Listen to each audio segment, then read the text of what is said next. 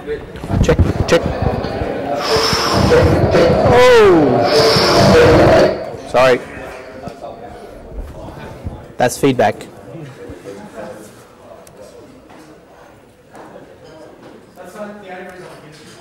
Oh, okay. The microphone works. All right, so welcome to CocoaHeads for August. We're kicking off about now. My second time change for tonight, but it's good to have everybody here. I try and start at 6:30, but I kind of gauge when everyone's here, and I think people realize I do that, and everyone just comes at 6:35. So yeah, welcome. I've put a wave here so I wouldn't forget, but did anyone here who's new want to just put your hand up and we'd say hi, who hasn't been to CocoaHeads before? Awesome. Welcome. Thanks for coming along, guys.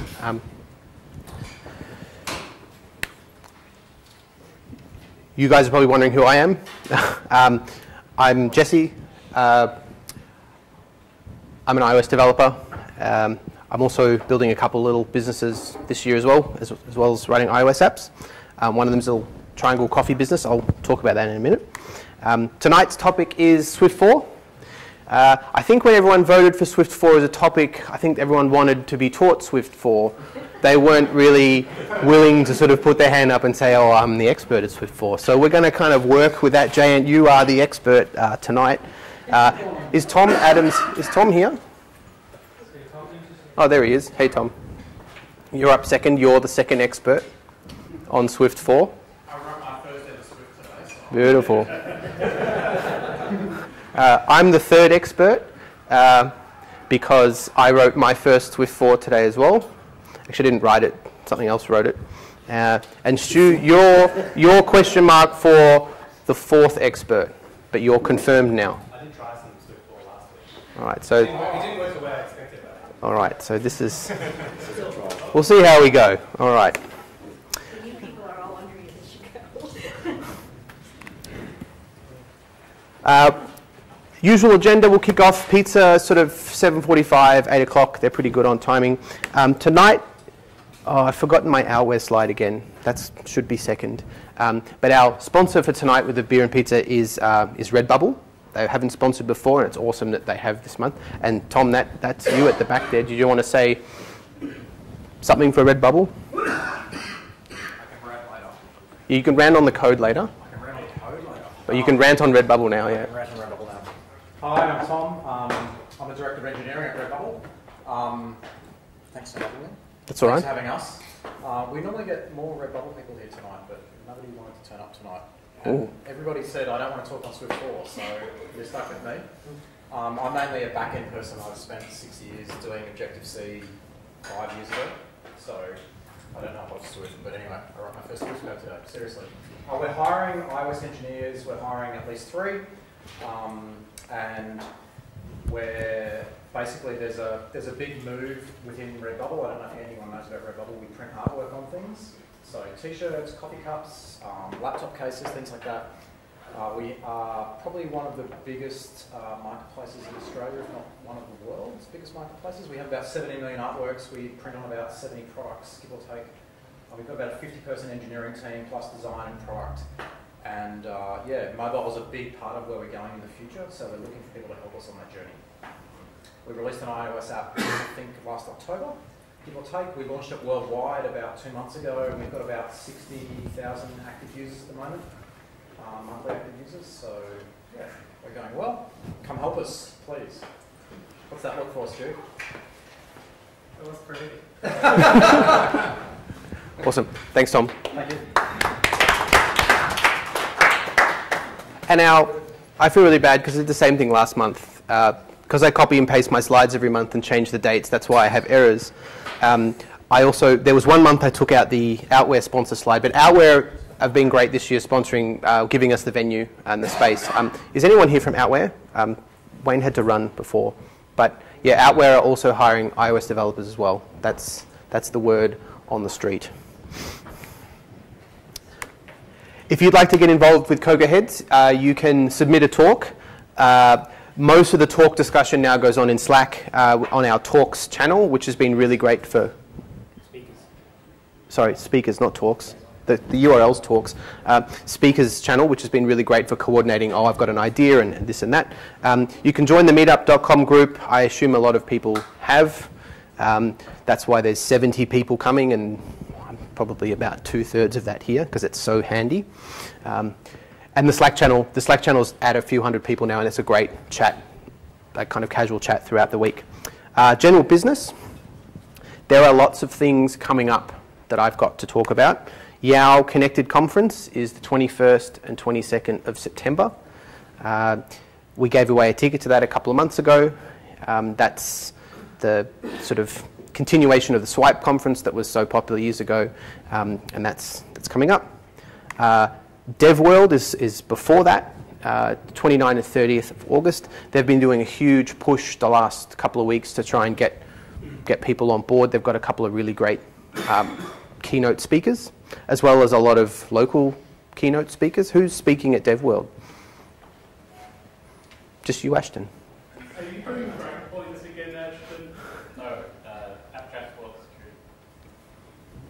Awesome. What's new? App transport security. And a new one to the list is Mobile Refresh 2017. If you find yourself in Wellington on the 25th of August, just before DevWorld. I put these backwards. They've got their CFP still open this weekend. And Nick posted in the general channel the other day about that. He asked me really nicely if he could promote it. I said, of course, it's totally what we're all about. And they run the CocoaHeads New Zealand group as well. So we've got a small group of cousins over there. Realm World Tour Melbourne is coming in September. That's here. That's the day before next CocoaHeads, September CocoaHeads. They have a website, a fancy website for their tour. That's the actual link, but the tickets, and I posted in the general channel today as well, so that's happening too. And finally, or second to last finally, Melbourne CocoaHeads sponsorship, September is available, which is next month as well. That's all I'm looking for the rest of this year. If your company wants to pay for the beer and pizza, let me know. You can stand up and say hi. Just finally, I'm going to do a shameless plug for my little side business that I'm running as a full-time business, and it could sponsor September. It would probably eat up the rest of its runway sponsoring September. But I'm running a little coffee subscription service as a business. It's something I'm spending this time on, and it's actually gone into production since last CocoaHeads. This is not what I'm going to say every month, but if you jump onto triangle.coffee/cocoa, you can get a 50% off your first delivery. And then it recurs on, like, the whole point is it's a subscription service. So I don't just want to sell one coffee bag. I want you to enjoy it and keep going. There's a few of you that are here that are on it, and no one said it's crap. So it's kind of relevant to coffee, to developers. Final thing, who's hiring this month? I'll give Redbubble the first one there. But do you want to just put your hand up if your company's looking to hire some iOS people? Gerald hasn't stand up. All right, so I'll start with Tom at the back, and we'll move to Gerald. I'm not sure I want to say anything more than I just said, but He can just do that during his sponsorship pitch. But that's he gets that for being a sponsor, and he gets that for being a general audience member. All right, Gerald. Hi, I'm Gerald from iFlix. We're hiring senior iOS engineers. We do a streaming video service for emerging markets. And yeah, we've lost a few guys I've met, so we're looking for someone to fill his shoes. Not toe shoes, though. You don't need toe shoes. Right. Just putting it out. That's a downright lie. You've got a pair at the desk waiting for you. Use sponsors, it's free shoes. All right. Awesome. You don't have to work with Matt.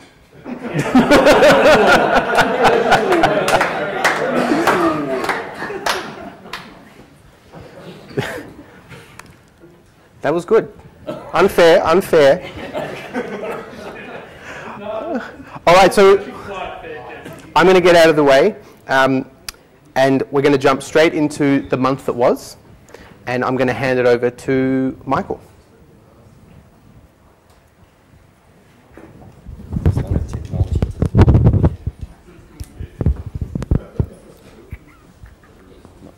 I'll get there. I'll get there.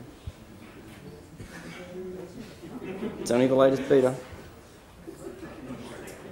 I figured I've been coming here for 9 years and never stood at the front, so I should at least do something. Don't point that at me, man.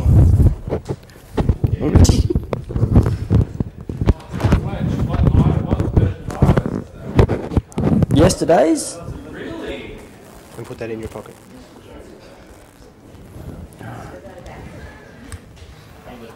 Alright. When I said I'd do this, I thought, I wonder how much news there's been. I was amazed how much there has been. So, the big one, I suppose, was the Pandora's box that got opened up by a few little members of the community to do with firmware on this little pretty box. Bunch of things in there. I like the name of facial recognition of Pearl, being, you know, yeah. It's amazing what's been hidden in there that people have dug out. How many people have got that much time on their hands to actually do this? Has anyone opened it up and looked in? Flash, I know you probably have. I wish I would know where to find one. Yeah. It's impressive what people have gone in and found. So yeah, this thing called Pearl, because a pearl is, has so many imperfections on different faces and no face is the same. So I like that. And it'll do facial recognition while lying flat, apparently, judging by the little enums floating around in there. Infrared camera I thought was a really interesting possibility. Does somebody can send contacts via infrared? I've heard it's the rage. Well, that's a little odd, but I thought I rely on Touch ID so much that if I was in the dark and I couldn't recognise my face, you're going to want an infrared camera. So a bunch of these rumours floating around that Touch IDs on the side might be possible. I love this little gizmo radio bundle identifier in the code there. Front and rear 4K video at 240 frames per second. That's out there. Wireless charging, people say there's X-rays of wireless charging going on. This iPhone 8, not the 7S. I'm still confused. Is the next one going to be 8 or 7S? I don't know. And someone's even uncovered all the sounds. I didn't want to listen to them. I thought it spoils the surprise. What's up? The rumour I heard was it wasn't side Touch ID, back Touch ID. There's lots of rumours out there. Who knows? Who knows? Trying to read them all, trying to know what's fake news and what's not. Everything's fake news now. So, Apple TV in 4K is kind of interesting though. Someone's hacked the simulator already and made it do 4K, so that all sounds like a goer. Apparently, 2x is the sort of resolution standards. Yeah, fair enough. Should be fun. Yeah. The same person.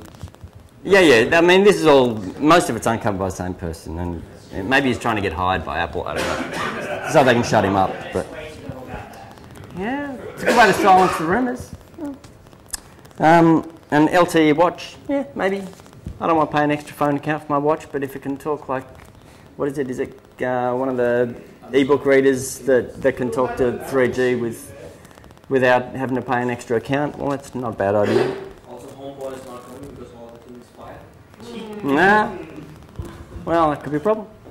And the other big one that was uncovered is really this little fella here. Asked so many questions. And I was really interested to see some of the prototypes people have been putting up and thinking, what's going to happen with landscape? It's really got me intrigued. So whose app is going to look horrible with that?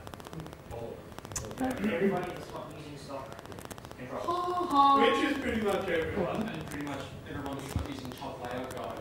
Oh yeah, that's it. Safe layout guide. Yeah. Safe area. Yeah. But how's this going to work with whiteface, blackface? Interesting. Presumably the same way we had braces throughout our you'll have to Yeah. But yeah, I'd really like to see what's going to happen with this landscape. Are we just going to end up with our indicators over there? Yeah. It's all kind of interesting. The other interesting little bit of news I found was this one about the battery. I don't know if anyone else saw this one. apparently there's certain models of the MacBook Pro that have they're out of stock of batteries for the next couple of months. So if you go in and ask for a new battery, they'll actually give you a brand new MacBook Pro. It's happened. Oh, it was like First gen, perhaps? no, it was like 2013, 2000-ish. Yeah, 2012, 2013, I think it was. Well, I was hoping this was an iOS 11 thing, because battery life when you use Bluetooth, particularly with a watch or headphones, is just atrocious. I haven't sacrificed my phone to that yet. Some interesting little rumours floating around about the whole Apple Google Glass kind of concept, which has been interesting me lately. There was a little Kickstarter that fronted up over the last month. There was like a pair of glasses where the iPhone sits on top and reflects with mirrors. It's really cool. It's like $99, and you get the VR through the glasses by mirror. Is it like cardboard? Not quite as bad as cardboard. You've seen it? Looks worse. So it's a Kickstarter but cardboard and meant to look like Apple. Yeah, but I'm a big lover of the new VR stuff, so if someone can get it in front of my face better, I might be wearing a wet pair of awkward glasses. Yeah, but if you put a little mirror on the camera as well. We'll get there, we'll get there.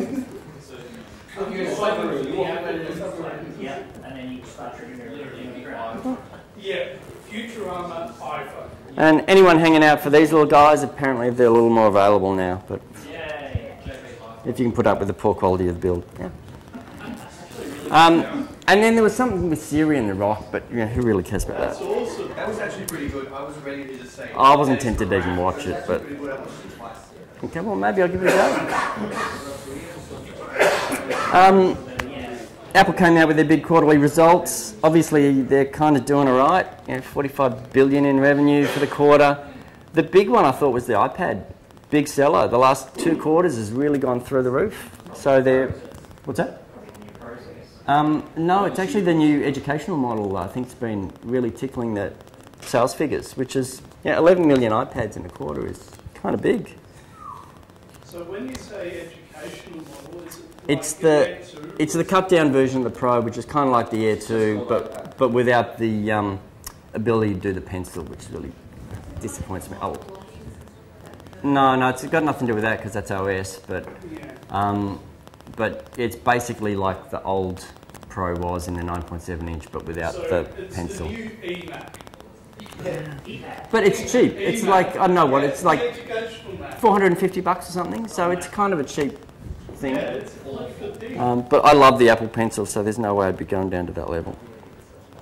And I took that picture a couple of days ago. It's already gone above $160, so obviously there's no struggling going on in that little company. Next big news was, sadly, no VPN if you're in China or Russia. Hundreds of apps pulled off the App Store in those countries. Already Saudi Arabia, in that area, it's illegal to use VPNs, but now enforcing it in those countries.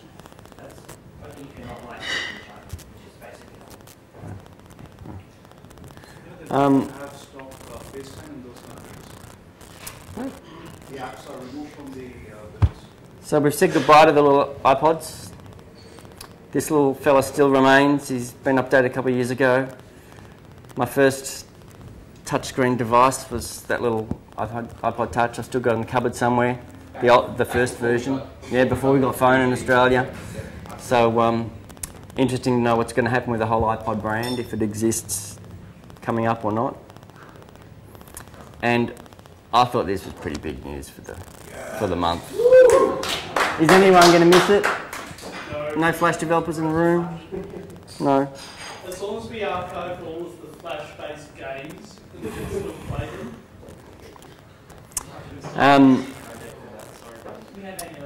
Identifies going on in the next OS to do with Apple Pay having FPOS, which is kind of interesting. Which means you can actually withdraw cash.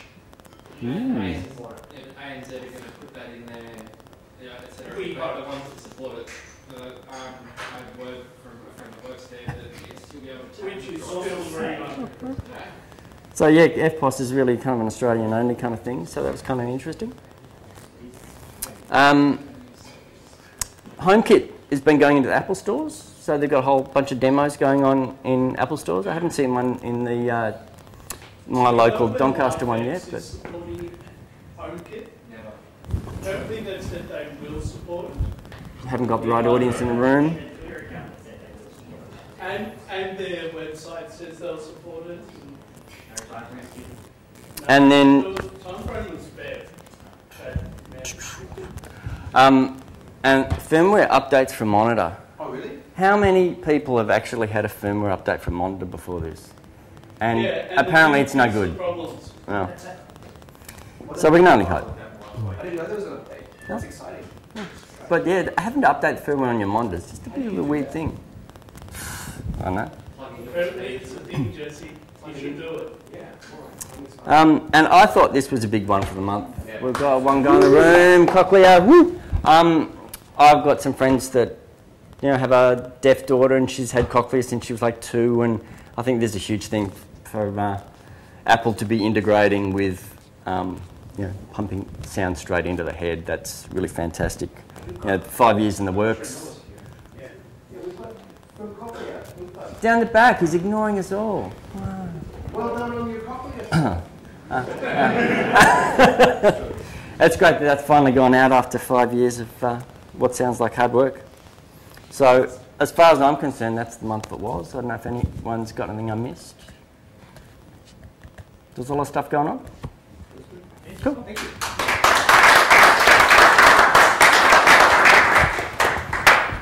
All right, so now's a great opportunity to grab another beer, and I'll set Jan up at the front here, and we'll get back in the next couple of minutes.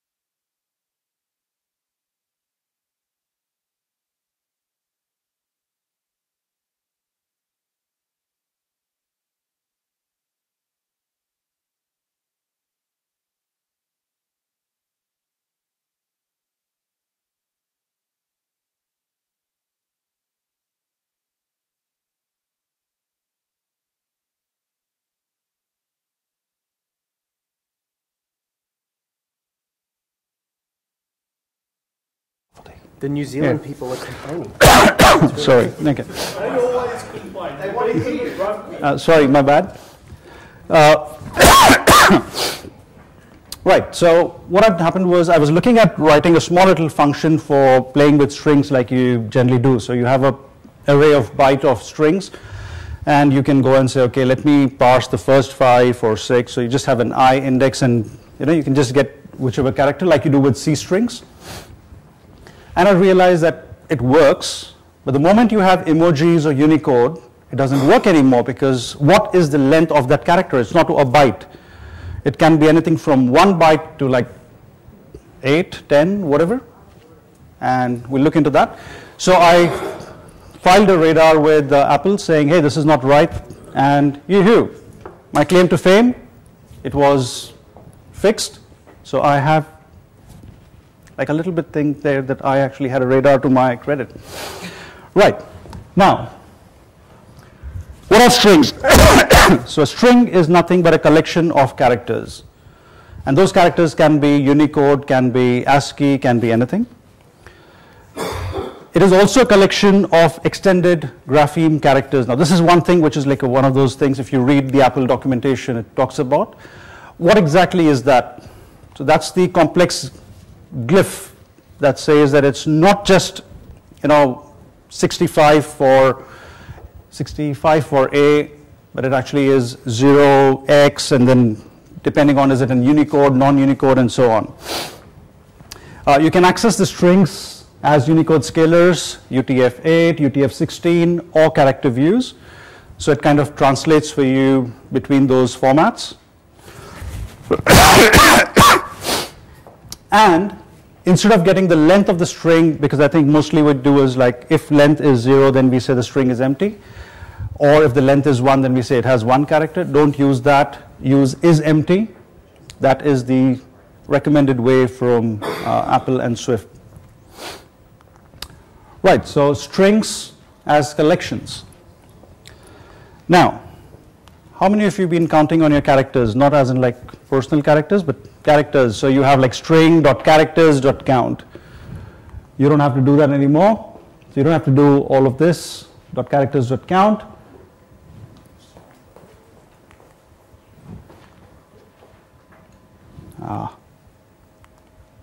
What's with the underscore? I was actually writing a couple of things together, so I had to have the first iteration with the proper names and the other one with the underscore. So it's just, when you copy and paste, it leaves those kind of things. So if you wanted to find the number of vowels, this is what you would do with Swift 3.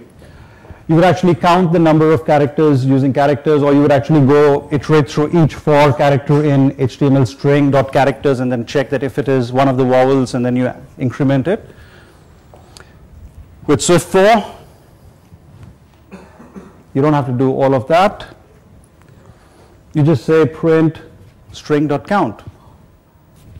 And if you write an extension, you can even write a length, which returns this. So you can actually use length just like you use with other languages. And the same thing now. It also has a contain, so you can say, okay, if it contains that, because in the previous versions you couldn't have contain because string and characters were not the same. So you had to cast from character to string and then back. So that would now be as simple as that with 4. So lesser lines of code, much more easier to read and more usable.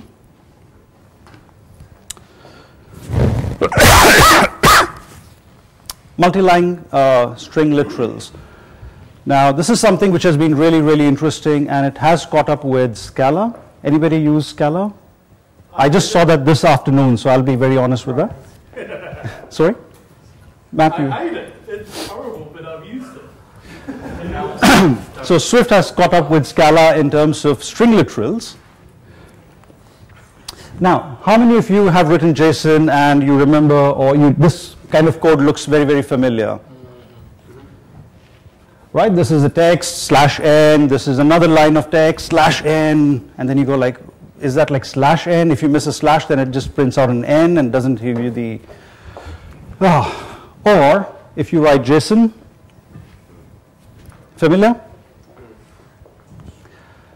And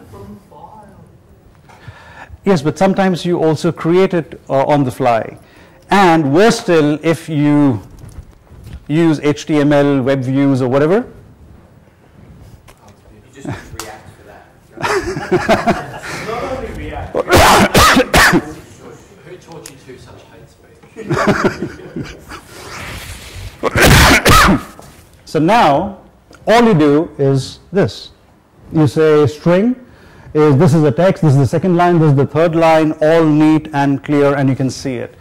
Now, how many of you actually knew about it when Swift, I think 0.6 they introduced, you could actually use underscore in the numbers to separate them or kind of group them? I'm sure only a few.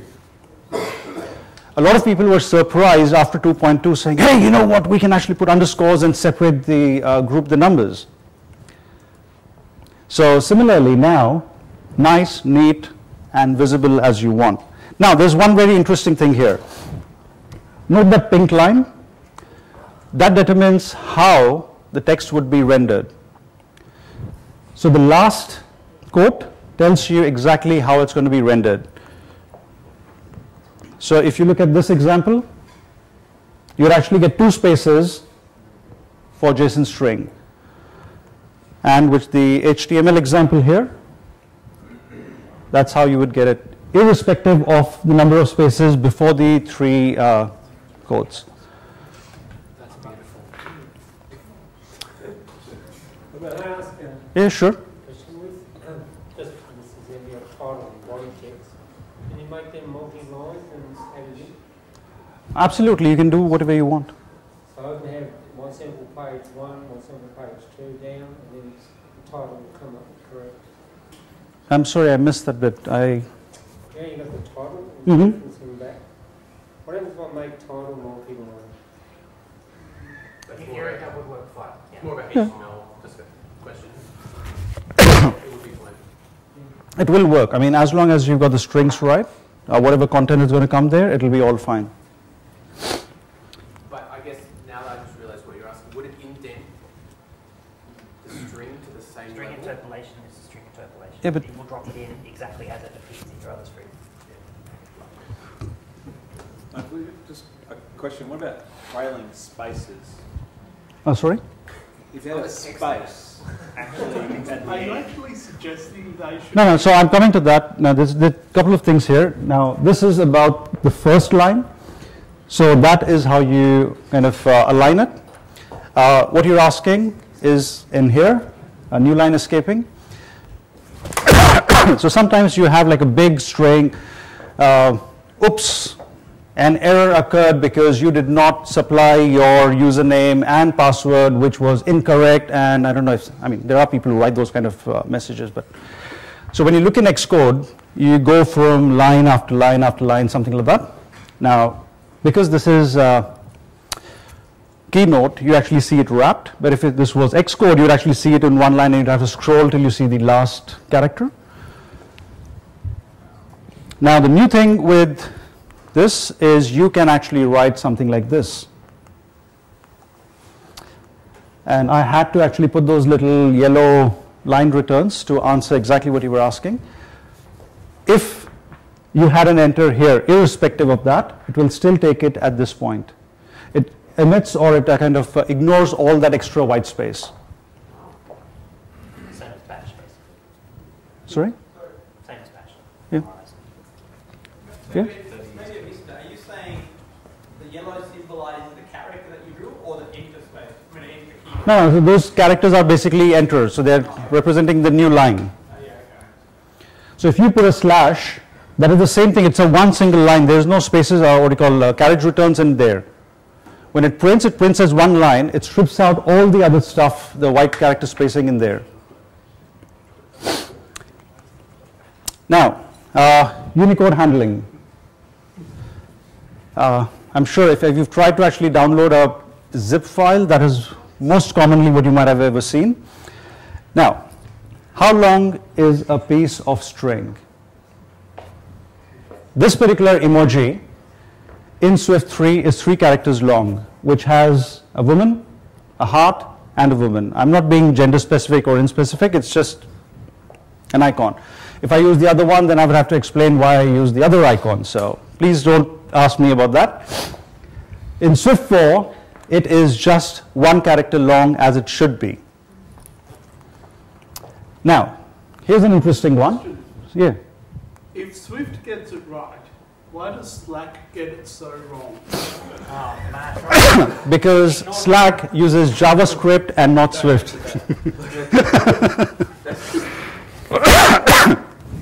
Sorry, it had to be said, Jesse. No, that's Matt. My particular radar to Apple on the emoji issue was actually based with a couple of guys who were talking about JavaScript and how Unicode works. So, before I do that, have a look at this little thing if you can see it from the back. This is an icon of two guys with a love heart. And if you replace all occurrences of a guy with a girl, it replaces only the first one. With the other one, there are two women, and if you replace all occurrences of a woman with a man, it changes the first one again, and it changes the emoji to a woman and a man. Now, this was some of the things which weren't really working well, so this was like a bug, obviously. Right? Now, have a look at this. So you've got a relation. So it's a string. This is a woman. And you add 200D, which is basically Unicode for a joiner, with a heart, and then another joiner with another woman, and that's what you get. Sorry, my bad, I see that in a preview before. So that's what you get if you do that. And that is the proper way how strings, especially when dealing with Unicode, should work. Because if you were not using emojis and you were using a language, then you wanted the glyphs to actually work together, like any language that uses Unicode. Some of the glyphs actually kind of merge together and form different glyphs. So, like Korean does that. Yeah. Now Arabic, Hebrew, a lot of Indian, some of the Cyrillic languages, I believe. Now, if you did relation, because now relation are two women, and you did replacing occurrences of the woman with a man, you have gender equality. So now you can have both kind of relationships. So Swift gets that right, and Apple has been inclusive, so points, full points for them. Sorry? Much better than a postal vote. Sorry. But you're going to register before the 14th. Right. Here's another example. So you can actually create a string called family, and you start with the father, which is basically a man, and then you add another one, which is the mother, and then you add a daughter, and you can see what happens. The emojis start to change. So if you run this in Playgrounds, you'll actually see the emoji on the side for the string. And then you add a son, it becomes a full family emoji. So if you print family, you get that. And that is the correct way of managing emojis or Unicode. So Swift 4 now finally gets their Unicode right. Question. Yeah, sure. In that sense, like, where would you get the Unicode for that emoji? Would you use string by transforming to the Unicode equivalent, or would you just know and look up the Unicode and do it that way? You meant like how do you get the man? Yeah, like you've got the /u with the 200D, for example. Mm-hmm.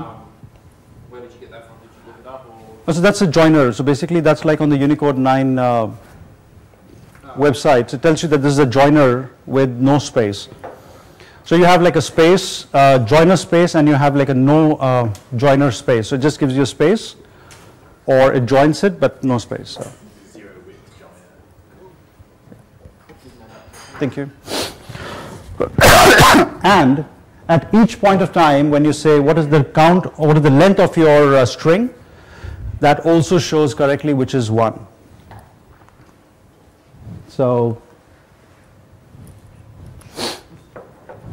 right, now if you want to have a look, as I said quickly, that was the radar I filed, and it had all the things, because my point was that if Python can actually kind of manage the skin tone and everything right, then why can't Swift?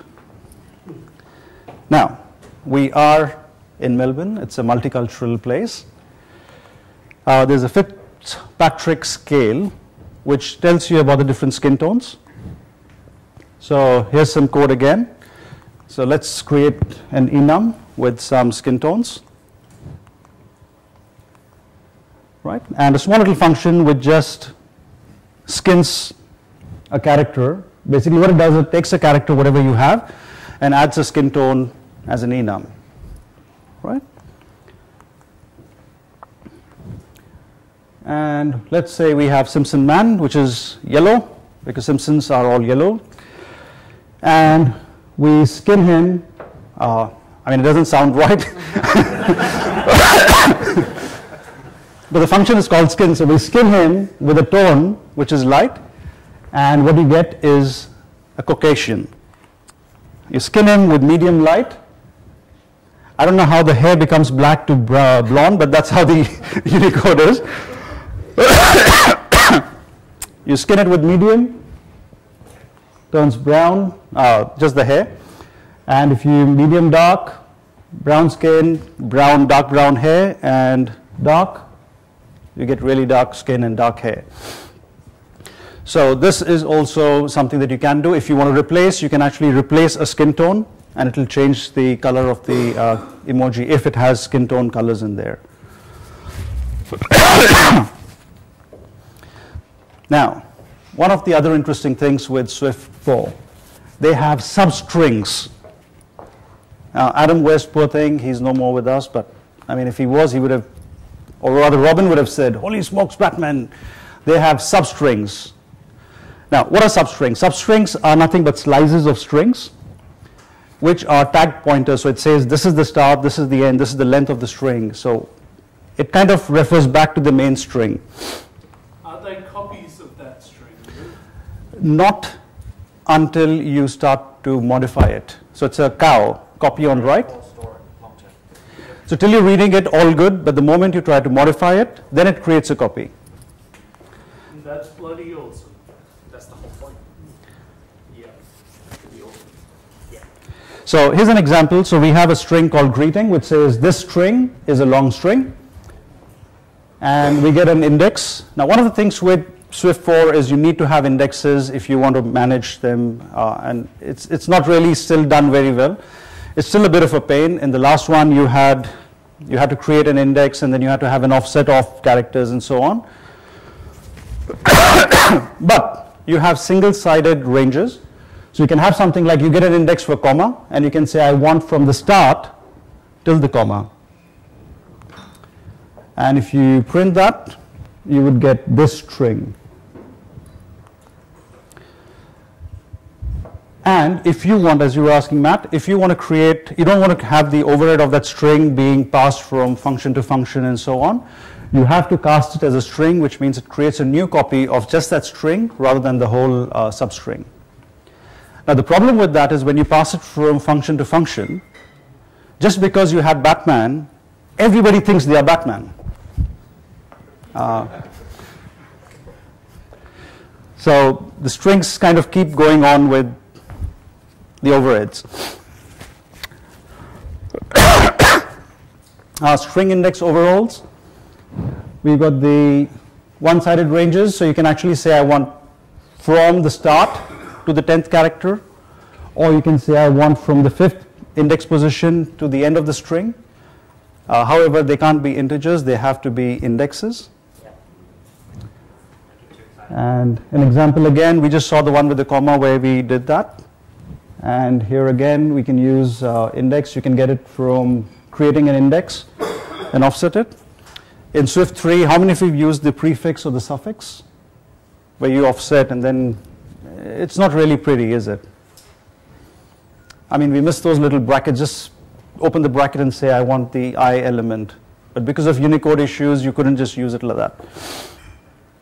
And there is some really exciting news. Swift 4 is officially over. Swift 5 is now announced as open. So while we're still talking about Swift 4, there is Swift 5 CFPs in that sense already open. And if you want to see more about String Manifesto, there's a link. You can actually see what are the different things they want to add for String Manifesto. And see you till the next time when we talk about Swift 5 maybe.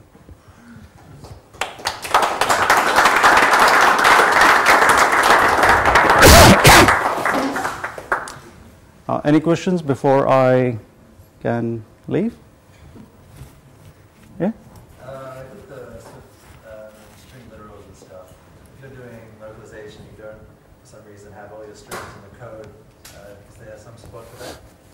Okay, now one of the proposals is that with localization, it has to be a little more intuitive, or as they call it, Swifty, in the sense where they are creating extensions for localization where you can say, I want this string in this locale, and it will actually do that for you. So there's some really good stuff, good proposals around there. You might actually want to read the manifesto. So hopefully the next one will be really, really interesting. Any other questions? Okay, thank you.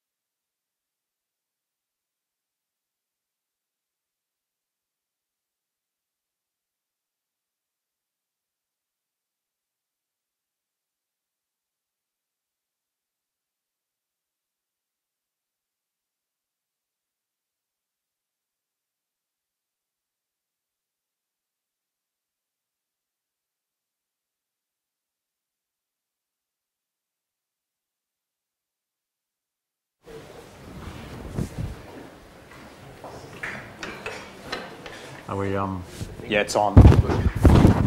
Does this project here, or is it just? I've still got to talk loud, okay. Makes sense. All right, hi, I'm Tom. I'm from Redbubble.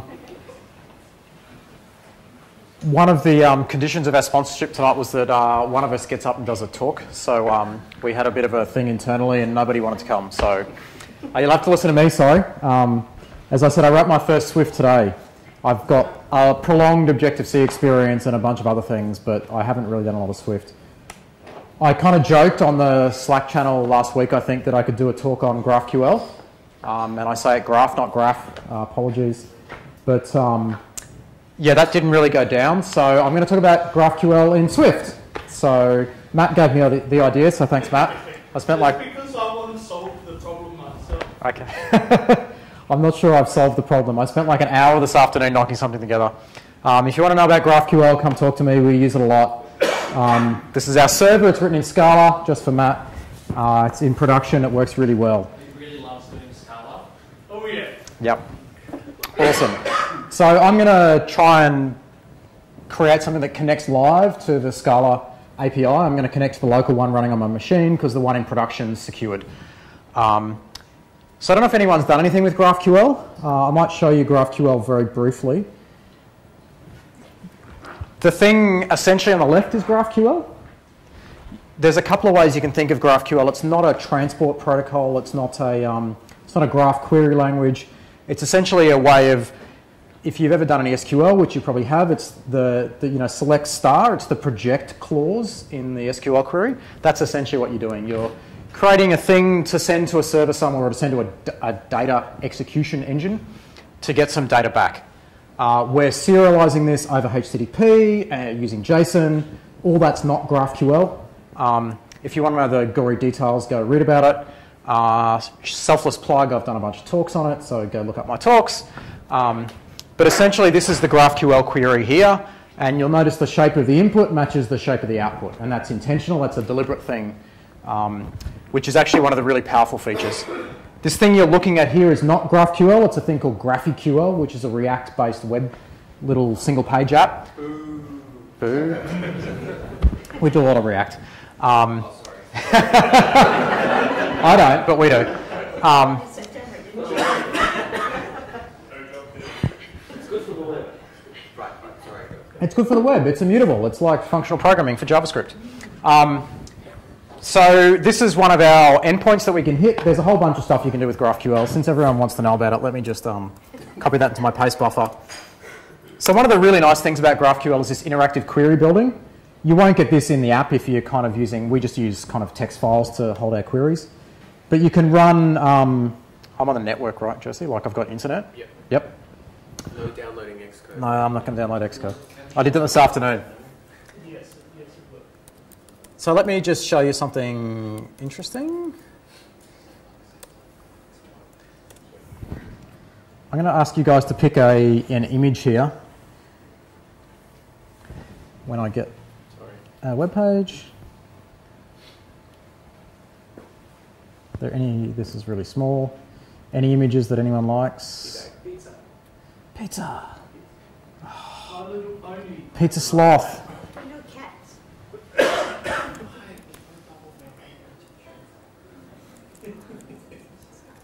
So I'm going to grab this here. I'm going to create a query interactively. Yeah, GraphQL doesn't like resizing, so apologies for that. Country. I'll blow it back up again.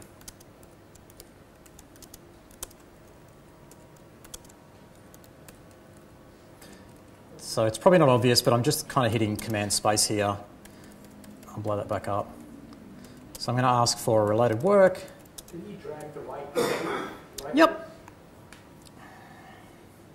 You get really nice things like this.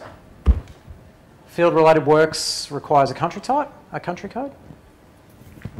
That's pretty good. I'll give it a country code. I'll just shrink it up so I can see it.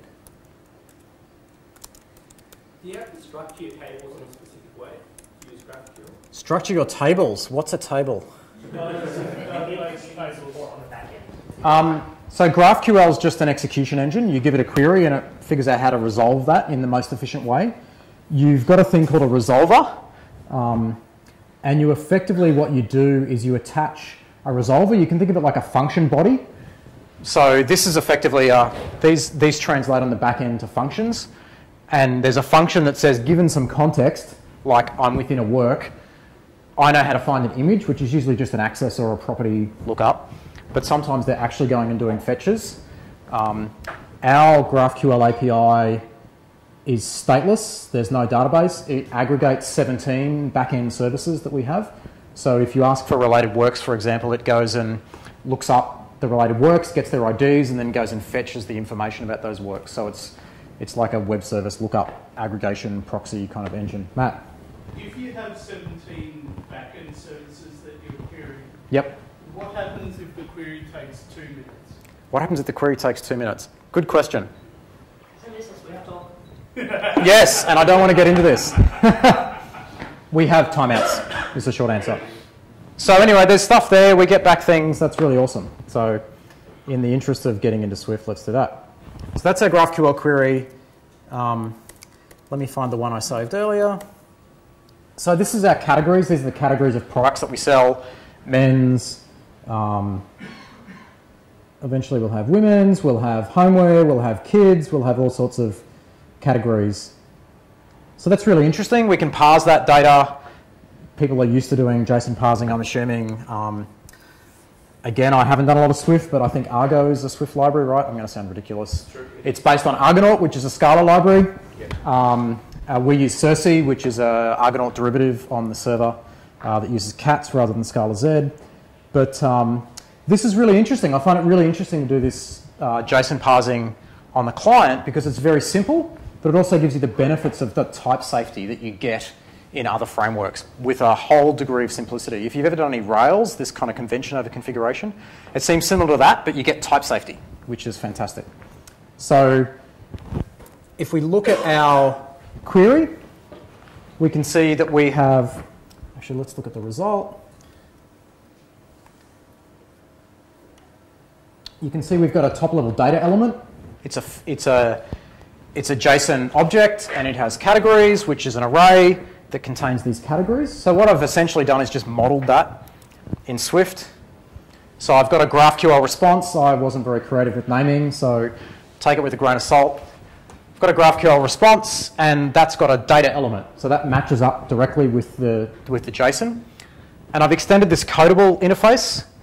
You might have heard of this called a codec before. It's basically a thing that allows encoding and decoding of types into or from JSON. So codable, I haven't gone to look at the type, so anyone who's had a look at it more than me, which is like half an hour, you can let me know. But it's a way of basically serializing. It's a combination of encodable and decodable. It's the same. So it's just, yeah, I don't know what that looks like in Swift. I'm assuming it's just extending two things. So we've got a data element, data extends data container, and you can see there's these references between things. It's just like a normal object graph. Again, this thing is codable. There's categories. It's an array of categories.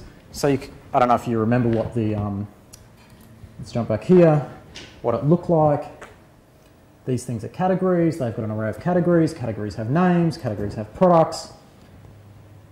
And you can see I'm just naturally describing this domain model on how things work. Just to be different, we have a thing called a display name for a product. We have various different names that we use in different circumstances, but one of them is like the short display name. And if you want to name the field within your class different to the thing in JSON, you can do that really easily. You just create this little embedded enum and you do this stuff. And again, I don't really know Swift, so I'm going to kind of hand wave over that. But you can match those things up. So I don't know, this looks really simple to me. It's just some classes that are structures.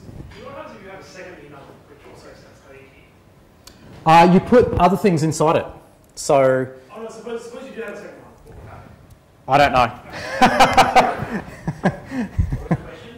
If you have a second enum that... Second enum, second thing extending coding key with the same like name equals something else. It's the coding key is actually specific to the type you define. So within this idea of a product, all of the coding keys are keys you'll find within the product dictionary. So you'll have display name and whatever else you need are only actual valid keys within a product. What would happen if you had a second like coding keys too, which also extended string and coding keys inside the product? The codable protocol is expecting all coding keys. Oh, coding keys is the key, not the yeah. Thank you. So what does that look like? I built the world's best app this afternoon. Keep going while I get this running. Add to that, if you do start doing embedded types inside that, it's recommended that you create other coding key ones inside that as well, with pre-printed with whatever it might be. But then you're talking about encoding manually rather than relying on the automatic encoding. There's a whole bunch of, there's a Git repo that this is on. There's some links here which you can kind of see. That's a really good blog post. You can't see the whole URL, but I'll show it in a sec. That's a really good blog post. It goes into a lot of details, date formatting, how to write custom codecs to do those things. It's quite good. So here's the awesome app we built this afternoon. I can't make it any bigger, I don't think. It won't beat the screen. Sorry, what was that? That's big enough. So if I hit the magic button, it goes and hits the server. Let me just bring the server into scope so you can see that it's actually doing something. So I don't know if you saw that. It's actually logging out on the server. And what I'm doing is two things, which I'll show you the code in a minute. It's just displaying, pretty printing that JSON that we get back from the back end, as well as just iterating over all of our categories, finding all their products, and then just printing the names out. So it's just mapping and flat mapping across those things. So if you look at the code, it's quite simple. Here's our GraphQL URL. We're just making a query. That's a get form of a GraphQL URL rather than a post, which is normal. Yeah, don't look too much at my code. We're pulling the content of a URL, and then we're parsing it. So we create this decoder. We turn that string that we're getting back from the server into a NS data. We decode it. So this thing's really interesting. This is the line that turns this thing into a type-safe response. So this thing is of type GraphQL response, which is really interesting. And from there on, it's type-safe. So that lets us do things like go into the response, ask for its data, ask for its categories, and then flat map across them to pull out the names of the products that are inside it. So we're fully type-safe from here on. We can also kind of go the other way if we want to. Once we've got objects, we can turn them into JSON. So we've then got a JSON encoder. We're pretty printing that format, that object that we've just parsed, and we're turning it back into JSON, and then we're displaying it in that view. So, Matt? Is pretty printed actually really needed? Is it needed? No. Displaying it on screen. But it looks pretty. Yes. Let's, It should always be pretty printed. With colours as well? Yes. we don't pretty print from the server. Just to save bytes, but you know it's gzipped, so who knows if that's actually meaningful or not. But if it's not pretty printed, let's have a look. Sorry, I did see your question. So it looks really ugly, right? Like it doesn't look good when you're giving a talk. Yeah. Yeah, I made it awesome. It was awesome, and now it's shit. Yeah. It's unreadable. Did you look at ugly optionals when you're doing that as well? No. Define your property as optional. Yeah, optionals just work. It seems like this is like literally I spent an hour in Swift this afternoon and I was able to get this working. So it seems really well thought out. It seems really easy. After having used both Argonaut and Circe on Scala, this is far easier to use. Like it took me probably a day to get up and running with those frameworks, and it's far simpler. It's got a good balance of type safety versus, you know, expressiveness and simplicity, and there's not really a lot of magic. It seems to just work. And it seems like it's got really great extension points as well if you want to make things custom. Any other questions? Prasanna? Not a person now saving the logic. So we did a bit of a benchmark about which one is the fastest. There's a bunch of frameworks, SwiftJSON and Argonauts and Argo and all those. And Foundation is still the fastest. This is the second fastest, by a minor, very small margin. So if SwiftJSON in their bottom layer, if they start using this, it will be much faster than they are at the moment. The thing that I like about this is the type safetiness and the fact that you're not just parsing, like we do a lot of Ruby, and when you're not just parsing JSON into hashes and then operating with string keys, like that, you've just completely lost type safety. I mean, you have in Ruby anyway, but it's even worse with hashes. So it's really great that you can get that level of type safety. But I haven't checked out a bunch of edge cases, like what happens if those keys don't exist, and what do the error modes look like? How can you recover from those? Just throws an exception. It's an exception. It's an error. Yes. It is an error. It's all good. Yep. Cool. Any more questions? Oh, Matt.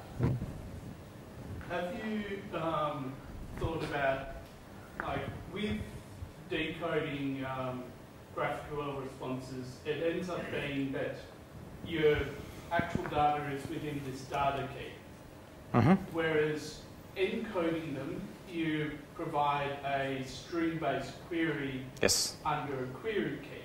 Yep. Have you looked into the encoding of GraphQL using the same codable interface? You could if you control both ends. So if you control the client and the server, you could definitely do that.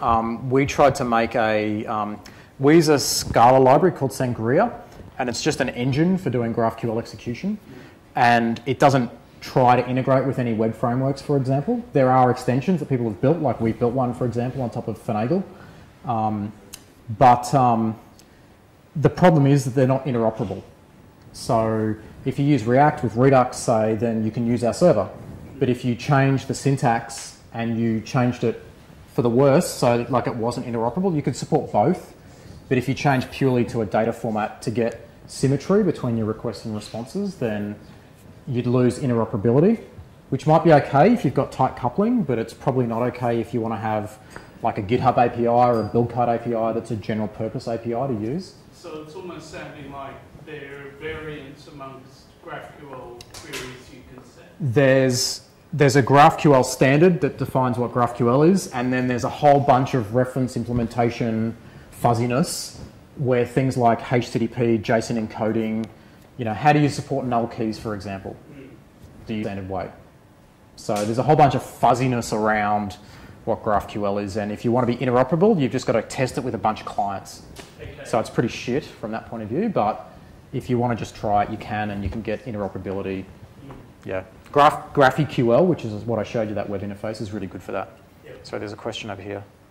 Well, as you all know, Swift is like an old juice now, so what are they doing in Swift? I can't answer that, sorry. At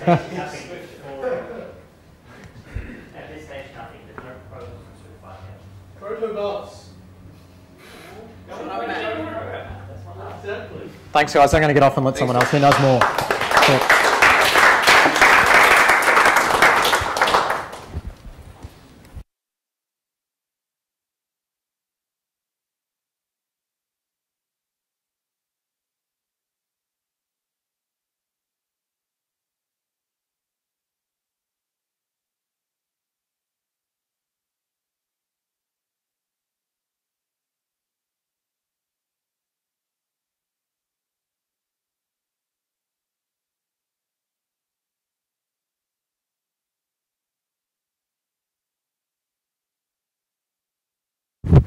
I thought I'd jump in really quickly with something. In April, I did a presentation on code generation. So taking your API specification that I had written in Swagger and generating a whole Swift 3 API client. And I thought, I'm sure that because this is an open source project, I'm sure someone's contributed a Swift 4 version of it. And obviously they have. That's the pizza guy. Do you want to? I don't need to answer it. He'll just be over there. Yep. Thanks, Rob.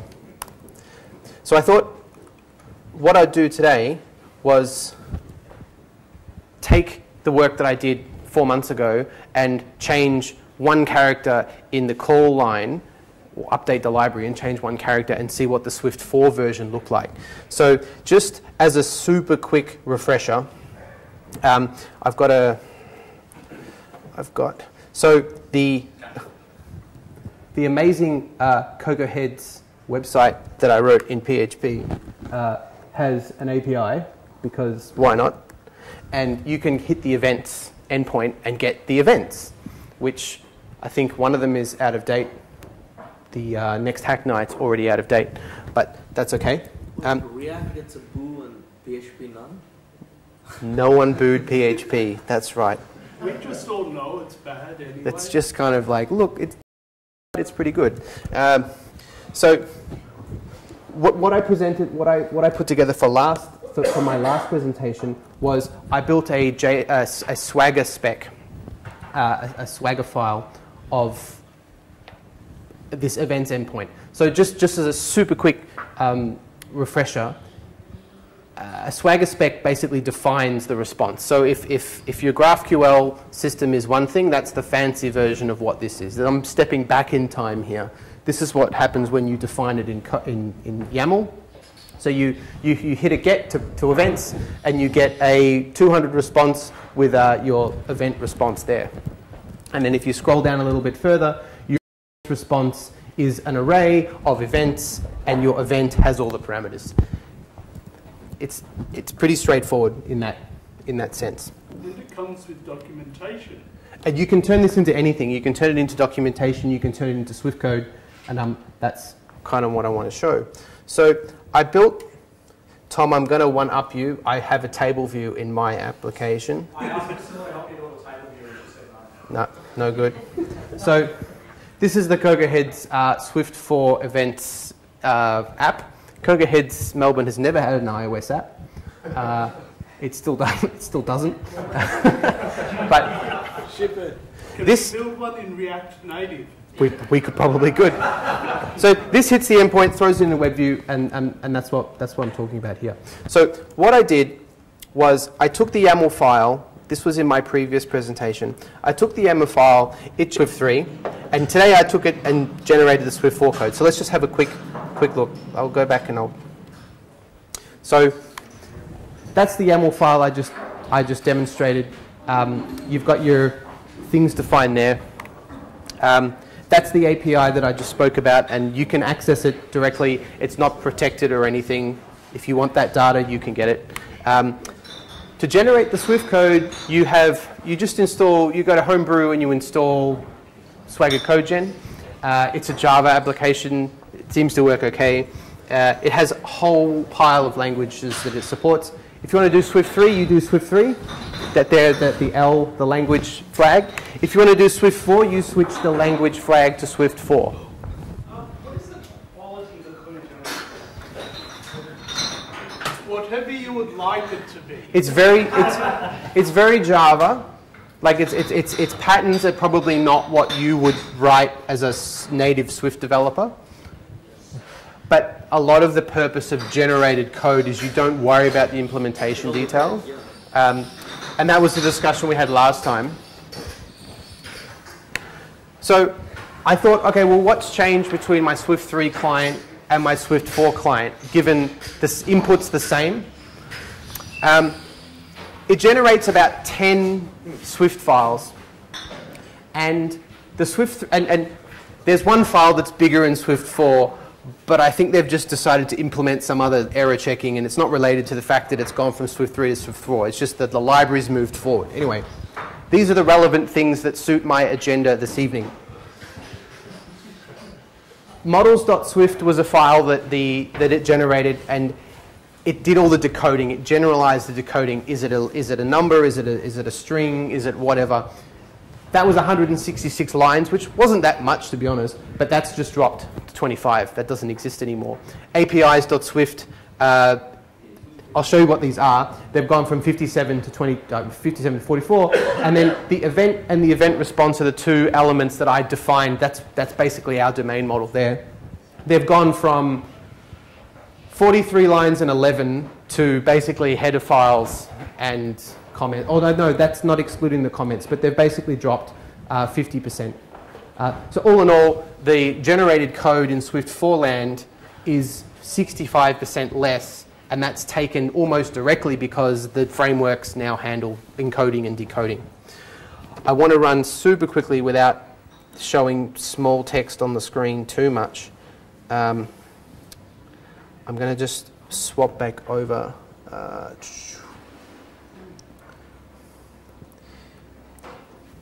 So, all right, can this go bigger? Maybe not. One sec.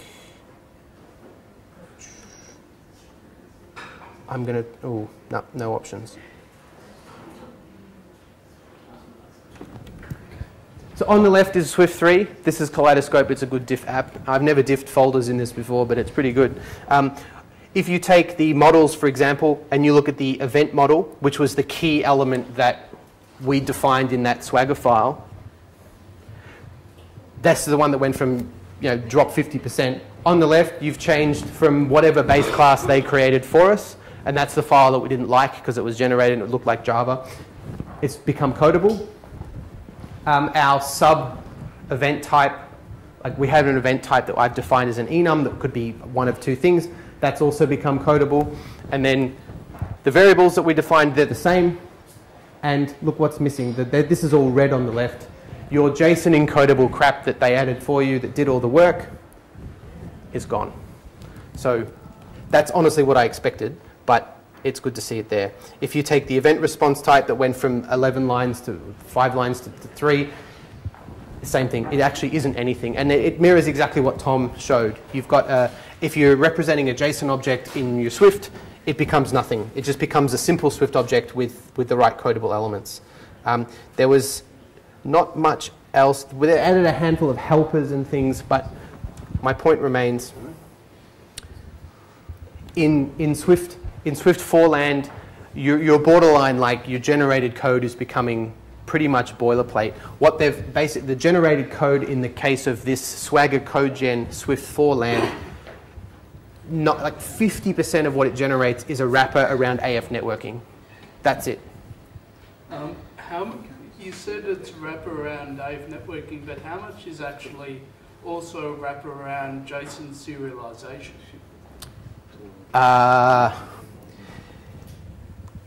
Because no one uses AF networking.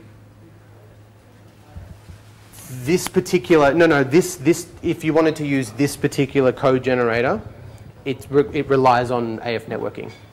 So they don't wrap anything up. All they do is wrap AF networking, which may or may not be a problem depending on your thing. But that was my brief experience with Swift 4 this afternoon, and yeah, minus 65% overall. Looks good.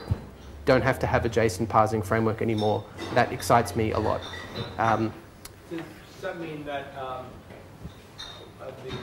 the Swift JSON or whatever is now redundant? Way redundant. I'm so happy we don't have to have this discussion anymore. I spent 6 months trying to work out what Argo did, how it worked, and in fact, current Redbubble employee implemented that for me, and the only way I could continue using it was just to use it as a reference for how to move forward. I'm like, oh, it was super hard. No longer. Like, the only thing Argo will ever give you at the moment with Swift 4 is a headache. Custom operators.